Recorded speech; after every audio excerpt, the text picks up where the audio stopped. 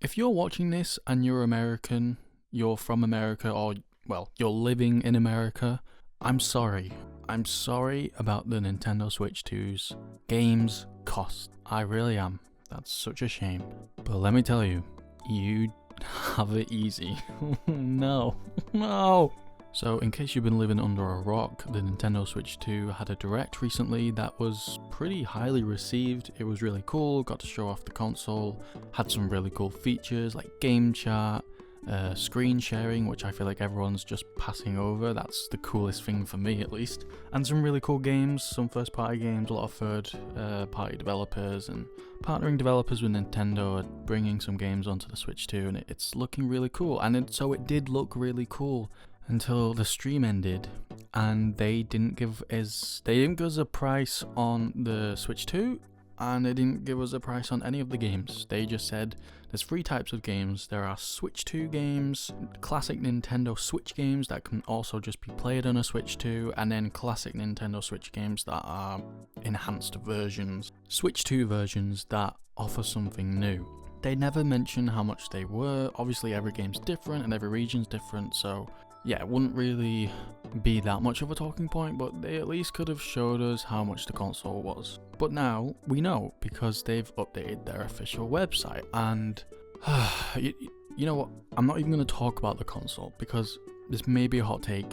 It's expensive, but I was expecting something like that price range. I'm fine with that. I'm especially fine with that in comparison to how much the games are and how much of a problem this is. So first off, they release or showcase a new tech demo for the game, the new console, and you have to pay for it? What? Why?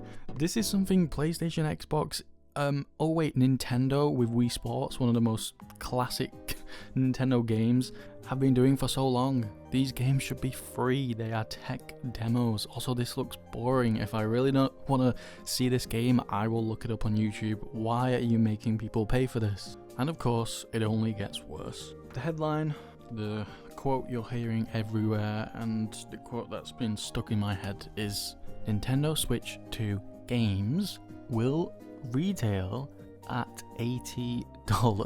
$80. Now, I'm from the UK, if you can't tell, and when I at first looked that up, $80, that equates to roughly 61 British pounds, which, if you don't know and you don't live in the UK, that's probably around 10 to 15 more pounds than the average Nintendo Switch game costs. So in the UK, when you convert that rate, that dollar rate of $80, it looks like we're going to be paying 10 to 15 pounds more. Or so it would seem. We are not. We are paying a lot more than that.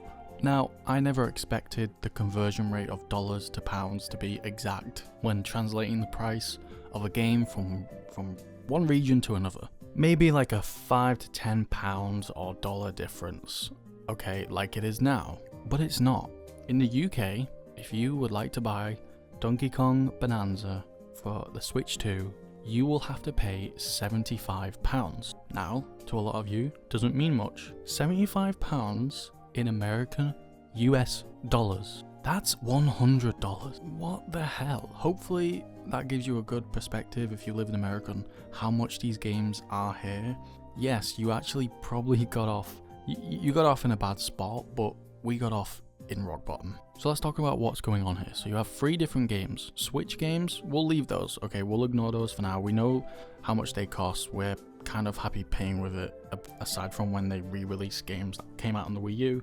Let's just focus on Nintendo Switch games and Nintendo Switch games that have been enhanced for the Switch 2. How many times can I say Switch in a sentence? So there's so many variables here. Region, whether you're paying for Mario Kart in a bundle, which game you're buying, where you're buying it, are you buying it from Nintendo.com, are you buying it from Amazon, how much delivery, are you buying it online, are you buying physical version, are you buying a game where it's physical, then you have to download the digital media, are you buying a Switch game or a new Switch 2 game or a Switch game that's been upgraded to the Switch 2, it gets confusing fast. But we just have to look at one fact here, and that is that Mario Kart cost £75 or $80. This is a new standard for video games. I don't want to say standard. This shouldn't be the standard, but what I'm trying to say is it might be. You know, the amount of developers and, gaming companies, Sony, Xbox will look at this and think, wait, Nintendo are charging that much for the console and games? Oh, then we can charge more. Imagine what Rockstar are thinking right now. I have to believe, for the sake of my own insanity, that Rockstar will not charge us, what, double what Mario Kart is? It's Mario Kart. It's not even like, shouldn't Donkey Kong like cost more? This is so confusing. The thing that's winding me up the most is the whole situation with Switch games that are getting upgrades. So if you don't know, Switch games, some of them like Breath of the Wild, Tears of the Kingdom, Mario Party, Kirby and the Forgotten Land, to upgrade those games it will cost you money, or to buy the Switch 2 version that will be more expensive than the Switch version. And that's okay, that's kind of expected, but not like, what is it, like $20 difference or £30 difference? That's a huge difference between a Switch version and a Switch 2 version. We've just hypothetically bought this new console with these new specs. We shouldn't have to pay that much more for the same game just to unlock the specs we've already paid for. Now Nintendo are starting to dance around this, because what they're doing is, for some of these Switch 2 edition games, they're adding more content to the game, and to be honest, I think that's fine. Kirby and the Forgotten Land, it looks like there's a whole DLC. It looks something similar to Bowser's Fury or whatever it was called for Super Mario World for the Switch. How that was like a whole DLC, so yes, if you wanted that in a pack, that would cost more. That's fine. Then we get to Breath of the Wild and Tears of the Kingdom, where your add-on for that game, what do you get aside from the better frames, unlock those frames and unlock the 4K? It's a GPS thing on your Nintendo Switch app. In other words, something that no one is ever going to use. It's cool, or it would be, if it didn't cost that much more. And then you look at games like Scarlet and Violet, and I think Super Mario Bros. For Wii U, but the Switch version. To upgrade those games to a Switch edition, it's a free update. Now, you don't get the DLC, which is fair enough, okay, but it's free. So how come some games like Breath of the Wild are adding like the most minor, I don't know, addition, and it's that much more expensive? I mean, you would have to make DLC for Breath of the Wild or Tears of the Kingdom to make me buy it again, and that much more. And then we have games like Pokemon Legends EA. It hasn't come out yet, it's going to come out this year. Where do I even start with this? So there's two versions of the game. I doubt that the Switch 2 edition version of the game will come with extra content. If it does, that is dumb. Why are you hiding that behind the Switch 2 exclusively? It doesn't make sense. But let's say, hypothetically, because it makes sense, there's no extra content. So in that case, you're spending £30 more for Legends EA Switch 2 edition. But why? The game has only just come out. It's not like they're reworking or revising an old game. They're just saying, okay, here's the exact same game, Legends EA, for the Switch and the Switch 2. Which one do you want to buy? Do you want to buy the Switch one, which normal resolution, normal FPS, or do you want to buy the Switch 2 one? Better resolution, better graphics, but it costs £30 more. It's the same game. The console should be able to do this. The console should be, taking this burden and upgrade.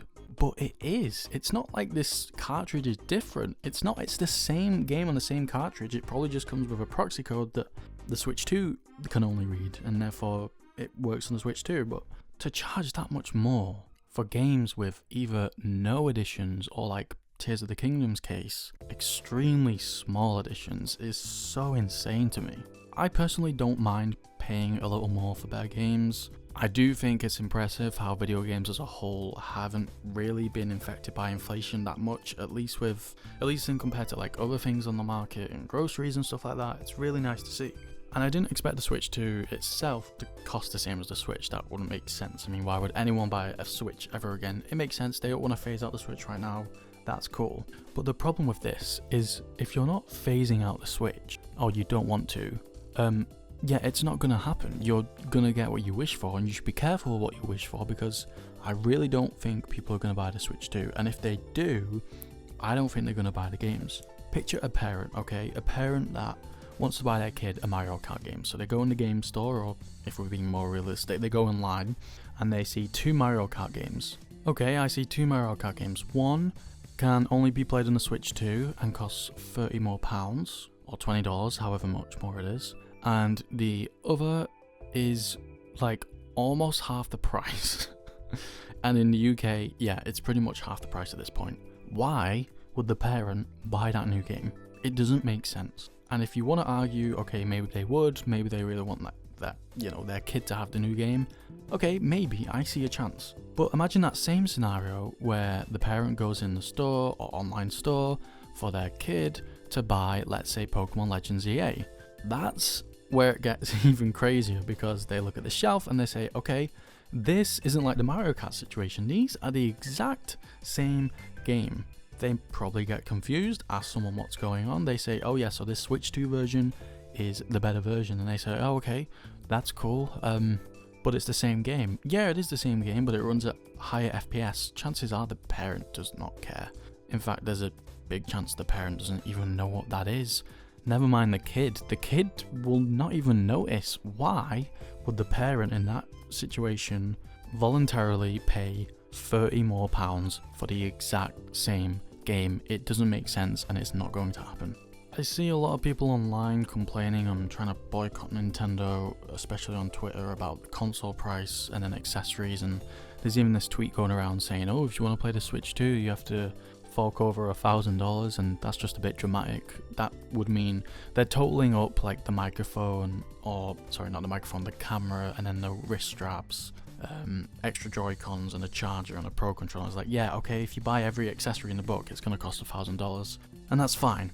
But the problem isn't even that, and it's not even with the console, it's the games. It's just insane, and I think I have to believe that companies and developers like Rockstar will look at this and think, you know what, no, we're not going to charge that much. We know we could probably charge that much and make a profit, but will we? Will it make sense? No. And I have to believe that Nintendo will not lead the market in this way with this strategy, and they're going to regret it very fast and put the prices down. I just have to believe that to keep myself sane. For me, it's not even well, it is the games. Again, where does that conversion rate come from? I'm not going to pretend to know why, but why is it £75, aka again $100? Somehow that's not the biggest problem I have with this. For me, it's like the Switch 2 editions of all the games. It's like, why would I upgrade my game or buy it again physically? Because that's what I would have to do if I'm into physical games. Okay, so I can't just upgrade my game if I have a physical version. Let's say I really like, I don't know, Breath of the Wild. I'm gonna have to buy a whole new cartridge. I can't just upgrade my game because my game's a cartridge and I like physical media. So I'm gonna have to buy that game again so I can get a feature on an app no one uses.